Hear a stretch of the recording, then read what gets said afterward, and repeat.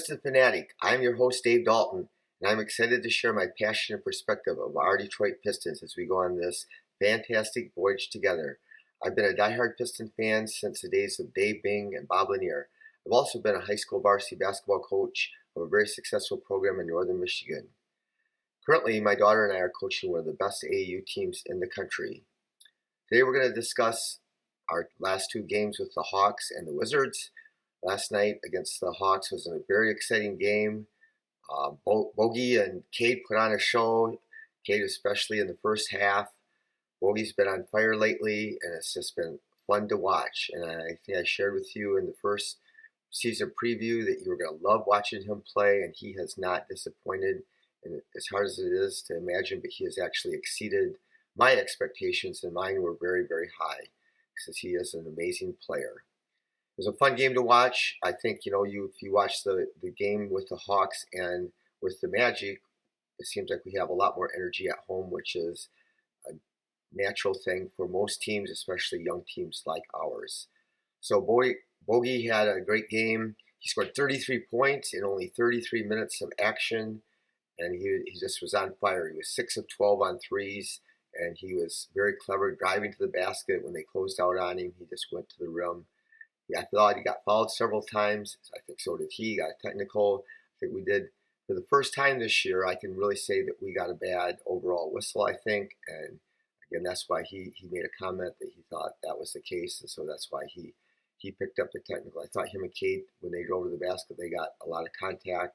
Many times where Trae Young would go to the basket and we would breathe on him. He got to shoot 17 free throws. He was 16 for 17 from the line. And so that was a big part of the game too. Not the total part of the game, but that was a big part of the game. So against the Wizards, he had 25 points on only 13 shots, which is just incredible. And at times you just wonder why we do not get him the ball more. So he has made the most threes in the NBA so far. He's made 21 threes, and he's shooting over 50%, which is just crazy. I just don't know, as much as we've struggled, where would we be without him? He has just been, like I said, he's been more than we could have ever hoped for. And even when the whole team struggled, he has still just played strong, shot at high percentage. And I just love the way that he battles, the way he's competitive, the way, he never has acted, like here I am, a guy that got traded or got signed off, traded from a team that was one of the best teams in the NBA. So I'm used to playing in playoff games and on a really good team. And now I'm getting traded to a team that's rebuilding or restoring, whatever way you want to word it.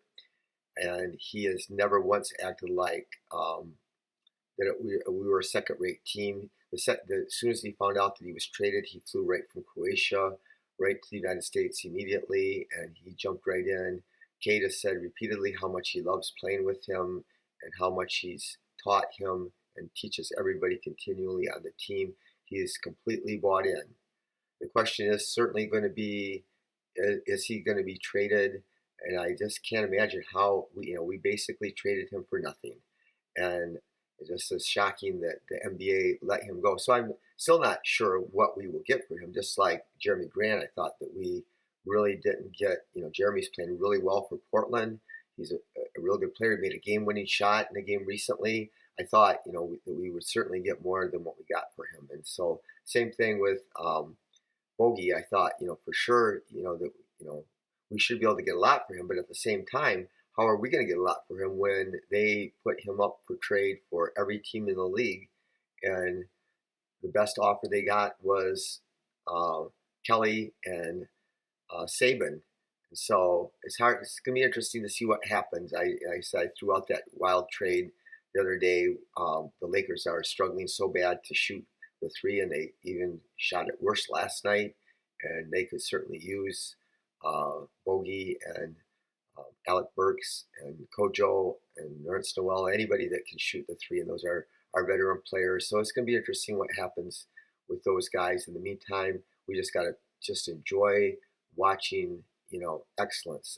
I really am confident that if he were on a different team that was winning, he would be an all-star. He's playing at an all-star level, so we'll hope that he somehow can sneak in there and maybe make it. So we'll see about that. Cade was spectacular in the first half last night. He was 10 for 15 from the floor. He attacked the basket. He was really effective shooting the mid-range shots, and it was lots of fun to watch. And again, he had that great second half against the Pacers, and now with this great first half. But we got to be honest here when we report the games. He was not good in the second half. He was 1 for 10 with 5 turnovers, and he had 7 turnovers for the game. But the second half, I think they really at halftime, devised a plan to try to really clamp down on him, and I think he started maybe second guessing himself a little bit. But it still was great to see the first half, and it gives us hope and more encouragement for going forward. So he did have 8 rebounds. He was real active, I thought, last night. He had 2 really nice blocks where he really got up and blocked them, and had 6 assists. So that was good. So against the Wizards, he struggled shooting. He had 19 points, but he was 7 for 19, which is not great. And our team did not pass the ball. And we didn't get many assists. Like, we've been one of the best teams at passing the ball, and he only had 3 assists for the game. So for the season, Cade's averaging 20 points a game and 5.5 rebounds and 5.6 assists, which are really close to the same numbers he had last year. He is averaging more points, but he's shooting 40% from the field on field goals, and he's shooting 32% on threes, which is really identical to what he shot last year. So he does need to get his 3-point shot better. I'm confident that he still will. Some people think that, why are they changing his shot or trying to change his shot in the summer? But the truth is, I watched shooting my whole life. It makes a difference in your consistency to shooting, how much arc you get on your shot. There's just way more room for error when you have more trajectory on your shot. And I think that in the long run, if he can develop that and, reshape his shot and get that shoulder to lift higher and his follow through to go higher, I think that he will get more arc, and I think he will be more consistent on 3-point shooting. So I think, another thing, we just have to be patient with him. Ja Morant is just tearing up the league right now. But when Ja was 20 years old, he averaged 17 a game. When Ja was 21, he averaged 19 a game. He took a big jump in his 3rd season, which he was 22. He averaged 27 a game, and currently this year he is, I don't know if he can sustain it, but he's averaging 35, and he's shooting the 3-point shot. He was never a great 3-point shooter, but he's shooting it real efficiently right now, like 60%, which I'm sure he's not going to be able to sustain that. One thing I just want to throw out there to you, it's going to be interesting what happens with Paolo.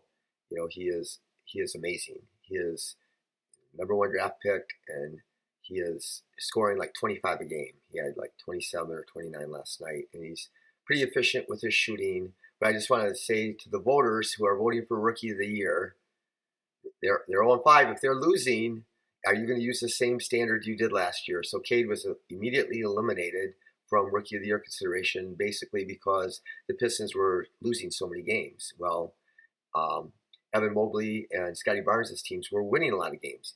Even though as soon as Cleveland did start losing a bunch of games at the end of the year, their record was not good at the end, the last part of the year.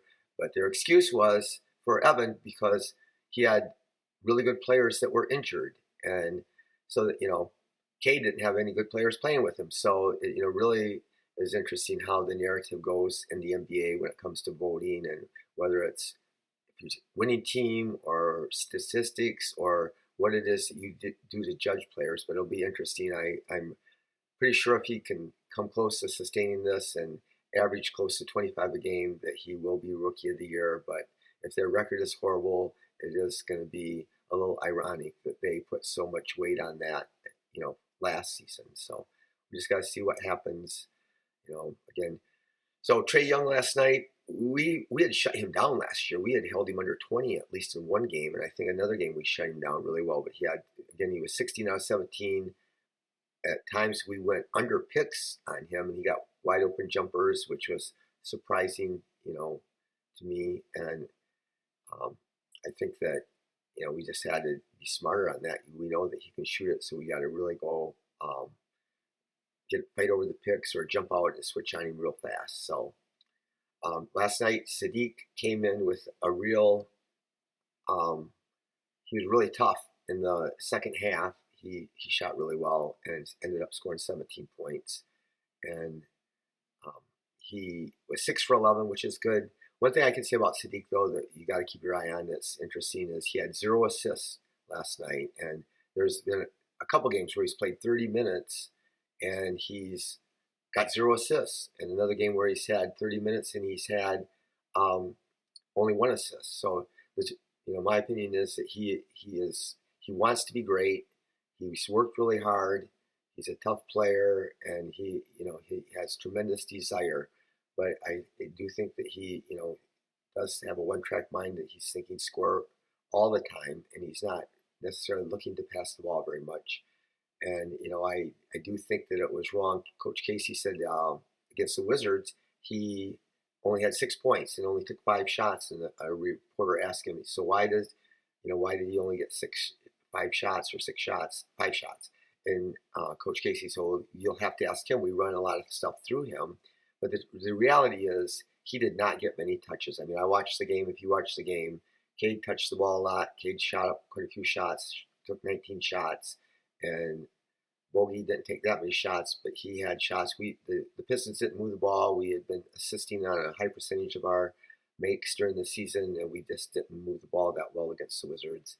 And so, but I do think that he's been solid this year. He's, averaging 15 points a game, 6 rebounds, not many assists. He's shooting 46% on field goals, and he's shooting 36% on threes, which is okay, solid. I think he will shoot a little bit better, and I just hope that he just got to take the game as it comes to him, and just not try to force things, and maybe look to pass a little bit more. But I think he's having a real good year, and again, I said in another podcast how last year he had a lot of uneven games where he either was really good or not so good.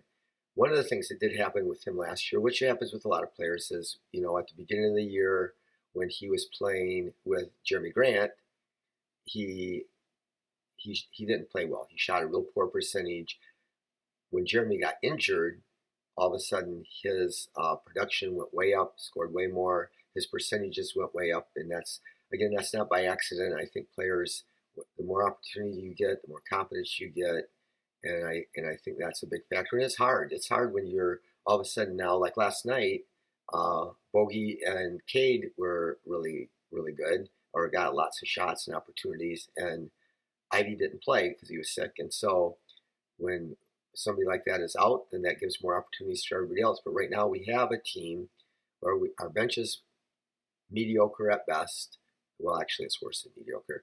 But we can't score from the bench, but our starters have, we can score. Our defense has been the problem, and our bench has been the problem. But our starters have been able to score. But there's a lot of mouths to feed in our starting lineup. You got Bogey and Cade and Sadiq and Isaiah. He's got to score. Stewart's got to score a little bit, and Ivy's certainly more than capable of scoring, and he needs to have his touches because he's, not only is he scoring and shooting solid percentages, but he is facilitating the ball really well. And so everybody's gonna not, produce as much when they're limited, and because we have players. But that's a good problem to have when you have, too many players. But some of the things that I can touch on that we are struggling with are again, our defense has been not good. We give up too much penetration. Our transition defense isn't good.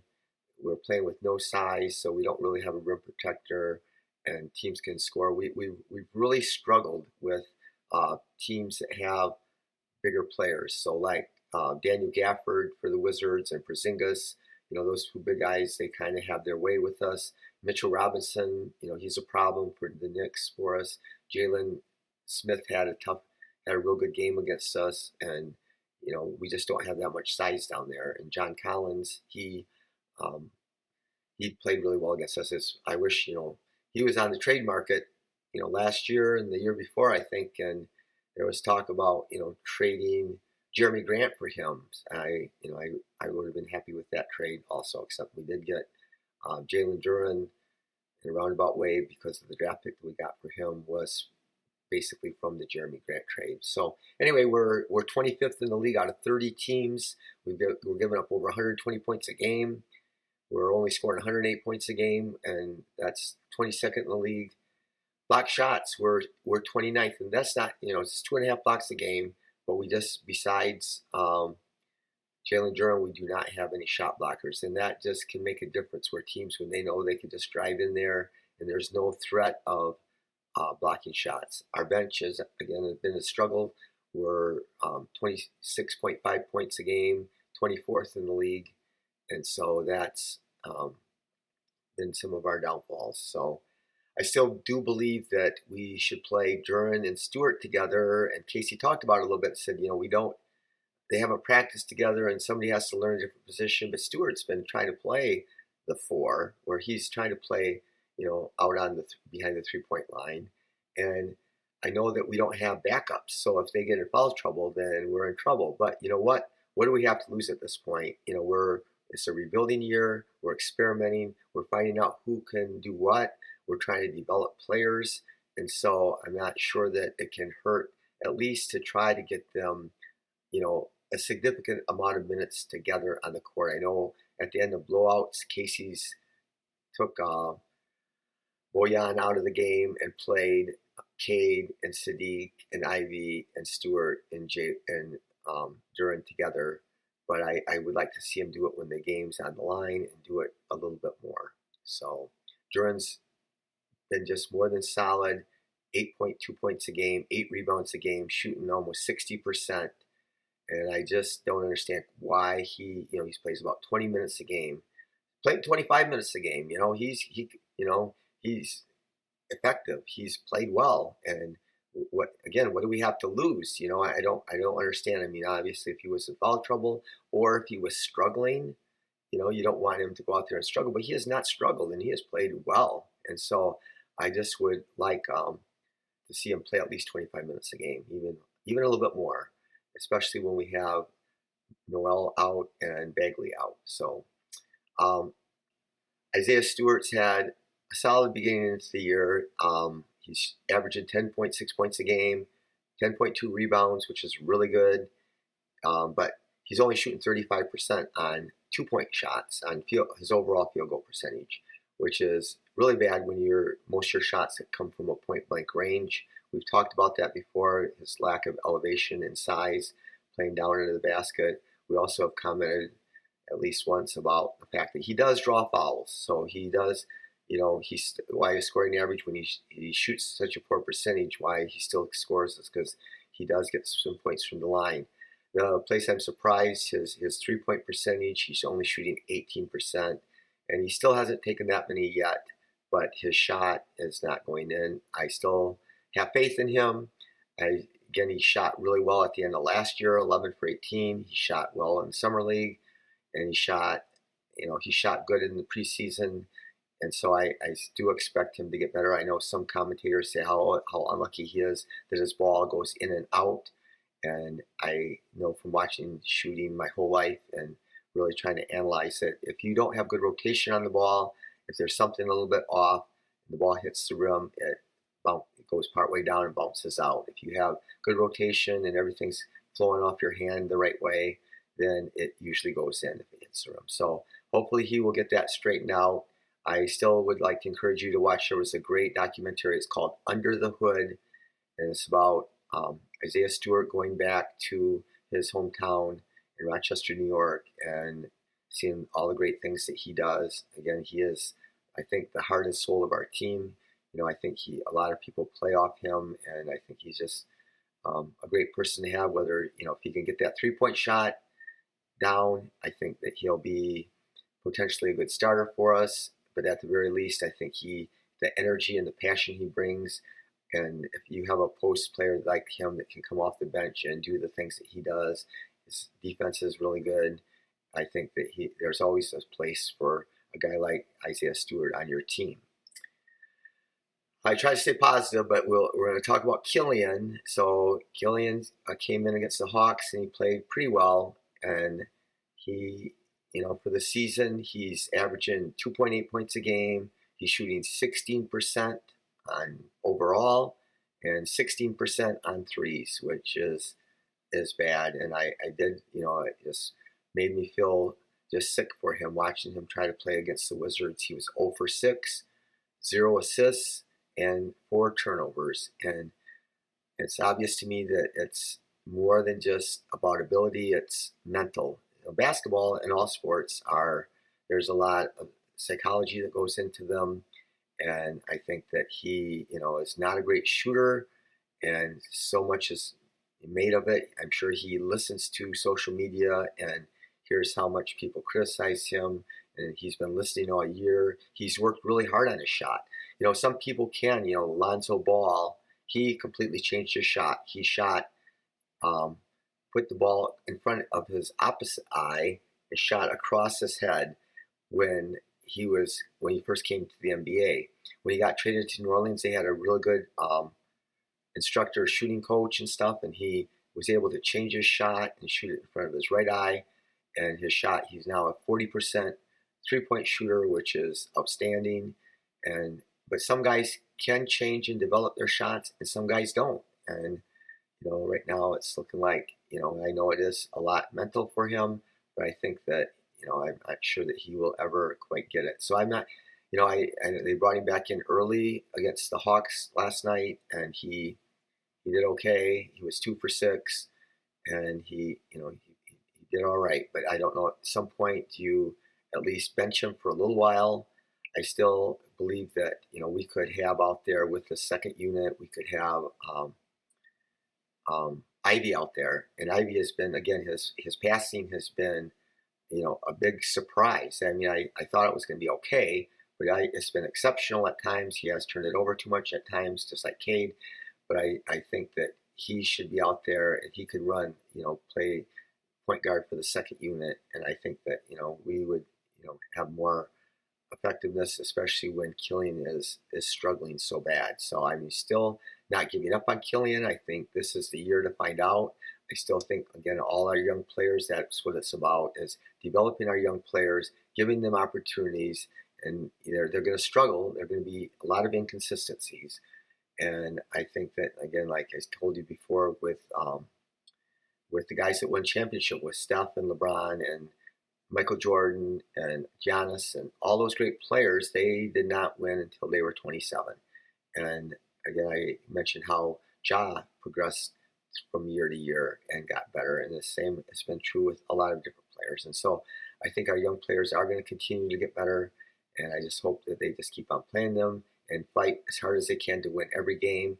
We will certainly get better when Alex Burks gets back. He has I think he had a broken bone in his navicular in his foot, and that bone has just one little bloodstream that goes through that bone. And so if it doesn't heal correctly, then that bone could end up even dying, that small bone, and then that can, cause some long-term negative effects. So excited to get him back, and Noel back, and we'll see what happens then. I know, again, it's going to take a while for Bagley to get back, but he will make a huge difference. So the big thing is, I continually will preach this, is enjoy the Pistons. It's not fun when they struggle. It's not fun when they get their butt kicked. But they are a young team that is going to get better, and I'm just real positive about our future. But it is going to take time, and I'm not, again, for tanking, but there is that chance of getting a real nice high draft pick next year. We need more talent on this team. We have a lot of talent, especially Cade and Duran and Ivy. Those guys have a lot of potential, and I think Sadiq and these two have a lot of potential to be solid. Livers came in, man. That was a big, exciting part of the last game. Livers came in and scored. It was 4 for 7 on threes or something. He was real efficient, looked real aggressive, and again, I think he has a lot of potential. He's not got to play a lot yet in his career, and he's just a knockdown shooter, and he's a smart defender. He had 3 assists last night, which, again, he's a ball mover. If he doesn't have the shot, he moves the ball quickly, which is a big asset for a team that can just move the ball quickly. So anyway, it's been great talking to you today. I appreciate every one of you that take the time to listen. I thank my wife, Kelly, for her helping with editing and everything else she does, and my nephew Nathan for all he's done to help me get started. I hope that you watch this on. It's available on Spotify and on YouTube. And I hope you subscribe to our YouTube channel and leave a rating on Spotify for us and on YouTube, and spread the news to any friend that you have that might love the Pistons. Thank you again, and do something nice for somebody today and make their day better. Thank you.